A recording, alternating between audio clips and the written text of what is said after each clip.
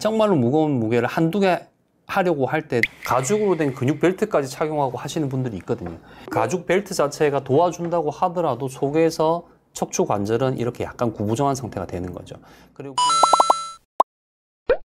반갑습니다. 참포도나무병원 척추내시경센터 홍영호입니다. 오늘 주제는 이제 척추 관절을 보존하면서 코어 근육을 어떻게 강화를 할 수 있느냐에 대해서 이제 오늘은 한번 얘기해 보도록 하겠습니다. 코어 운동은 옛날부터도 아주 중요하게 강조가 되어 왔었습니다. 웨이트 트레이닝의 3대 운동이라는 게 있습니다. 벤치프레스와 스쿼트, 데드리프트, 이 세 가지 운동을 이제 웨이트 트레이닝의 3대 운동이라고 이제 얘기를 합니다. 세 가지 운동 중에서 벤치프레스는 이제 가슴 운동이죠. 의학적으로는 벤치프레스는 아주 중요하다고 보긴 힘든데 스쿼트하고 데드리프트는 굉장히 이제 중요한 운동이 되겠습니다.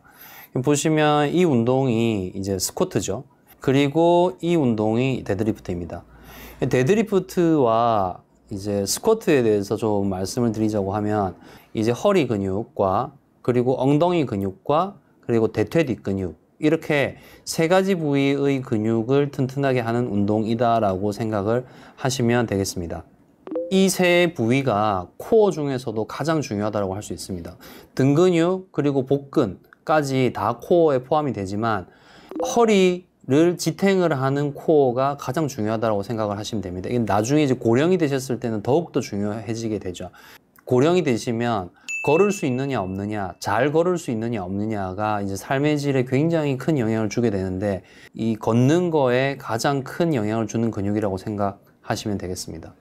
그러면 코어 운동만 하면 튼튼해지는 거냐, 그러니까 운동을 하면 무조건 튼튼해지는 거냐, 우리가 헬스장 가서 만나게 되는 트레이너 선생님들요, 트레이너 선생님들 같은 경우에도 튼튼해야 되지 않을까요? 근데 실질적으로 트레이너 선생님들, 그리고 요가 선생님들, 그리고 필라테스 선생님들 병원에 많이들 찾아오시고 MRI를 찍어보면 허리 디스크가 있는 분들이, 협착증이 있는 분들이 굉장히 많습니다. 왼쪽은 개의 엑스레이이고요. 그리고 우측은 이제 사람의 이제 척추 엑스레이죠. 근데 큰 차이점은 뭐냐면 사람은 서 있다는 거거든요. 사람은 잠자는 시간을 제외하고는 대부분 앉아 있든지 서 있습니다. 그러니까 척추가 바로 서 있는 상태가 된 거죠. 그렇게 되면 이 척추에 수직으로 뼈와 뼈 사이에 들어있는 연골판에 하중이 걸리는 상태가 되죠. 좌측 엑스레이에서 개의 이 척추 같은 경우는 네 발로 서 있기 때문에 연골판에 수직으로 하중이 걸리지가 않습니다. 척추병의 시작은 항상 이 연골판 디스크에서 시작이 되거든요. 이 연골판의 노화가 시작이 되면서 디스크도 생기고 협착증도 생기고 또 척추뼈가 이렇게 어긋나는 척추 전방 전이증도 생기고, 우리가 운동을 하는 과정에서 이 연골판의 노화, 퇴행성 변화를 조장을 한다라고 하면 병을 더 악화시킬 수 있다라고 생각하시면 되겠습니다. 좌측이 데드리프트이고 오른쪽이 스쿼트인데 이 두 가지 운동을 해야지 코어가 튼튼해지는 건데, 이 두 가지 운동을 하면서 하중이, 척추에 이 무게의 하중이 척추에 고스란히 걸리게 됩니다. 근데 자세를 꼿꼿하게 유지를 해도 나빠질 가능성이 있는데, 헬스장에서 많이 드시는 분들 보면 제일 마지막에 정말로 무거운 무게를 한두 개 하려고 할 때 가죽으로 된 근육 벨트까지 착용하고 하시는 분들이 있거든요. 그 가죽 벨트를 착용을 하신다는 얘기 자체가 그 하중을 허리가 못 견딘다는 얘기고, 가죽 벨트 자체가 도와준다고 하더라도 속에서 척추 관절은 이렇게 약간 구부정한 상태가 되는 거죠. 허리 척추에 많은 손상이 생길 수 있다고 생각을 하셔야 됩니다. 그러면 척추 관절을 보존하면서 코어 근육을 튼튼하게 하는 방법은 없을까요? 우리가 코어 근육을 강화를 할 때 허리 근육과 그리고 엉덩이 근육, 대퇴 뒷근육을 강화하는 운동을 하면 됩니다. 근데 스쿼트나 데드리프트를 하지 않고 다른 운동으로 그 부위의 근육을 강화하면 된다라고 이해를 하시면 되겠습니다. 그래서 그 대표적인 운동이 브릿지 운동. 처음에는 특히나 고령이신 분들 같은 경우는 무게를 얹고 하는 게 굉장히 힘이 드실 수 있거든요.